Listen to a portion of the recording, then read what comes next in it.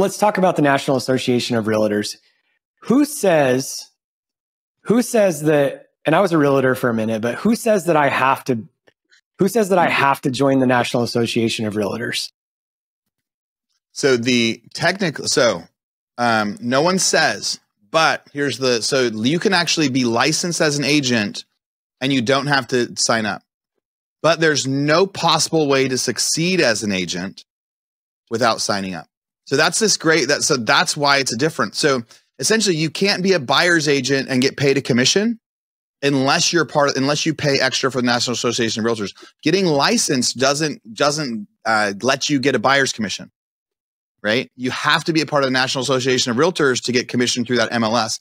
And so it's like the law doesn't say you have to sign up, but the legal argument is yes, but you can't actually succeed. And so you should just be able to get licensed and succeed. And you can't succeed because you need access to the MLS and you need the tools and all of that. So who decided that? Yeah, so the National Association of Realtors, it used to be that if you were licensed no matter what, you were eligible to get a buyer's agent commission. Back in like 05, 06, somewhere in there, the Realtors Association said, look, for non-members now, you can't get a buyer commission anymore. And then even some local members said, like in California, hey, if you're a member in LA, but you're not a member up in Sacramento, you can't get a buyer's agent commission in Sacramento unless you join ours. So again, it's this it was this like form of greed where they were like, we want more people to be able to sign up to be able to get that same transaction. Yeah. So, and I think the point that I'm trying to drive to, and again, this gets back to kind of free market capitalism, but if we let somebody like the National Association of Realtors get that large, this is the government's thinking, then nobody else gets to play. But at some point in time, if we believe in capitalism and the free market, and it wasn't, I mean, either somebody's going to come in and beat that at some point in time, or we're all going to fall in line and play along with them.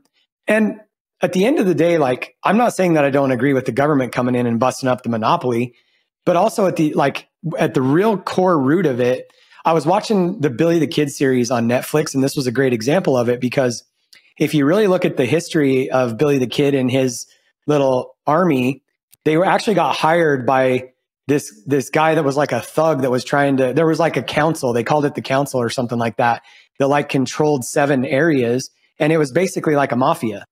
And then this other guy came in that wanted to be good and started competing against him. And it ended up being the wild, wild west and a whole bunch of shootouts.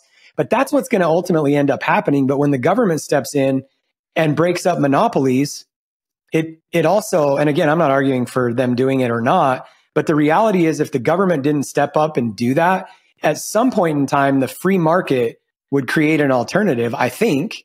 And if nobody can create an alternative that beats them, then maybe they should win.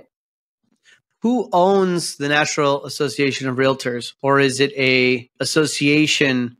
Is this basically a union or is this a corporation? That's a good question. Because if it's a union, right? when you're always like follow the money, who follow the money. Like if this is a corporation, right? Mikey's right. This is a monopoly, and perhaps either competition is going to come in, it's going to disrupt, or it needs to be broken apart. But if this is a union, then it's a whole different issue. And I'm just wondering who said, because obviously it wasn't the government because they're trying to break them up, but I'm just wondering who said you have to be part of the National Association of Realtors that's forcing anybody to be a part of it. And I think it's nobody. It's this humans in general.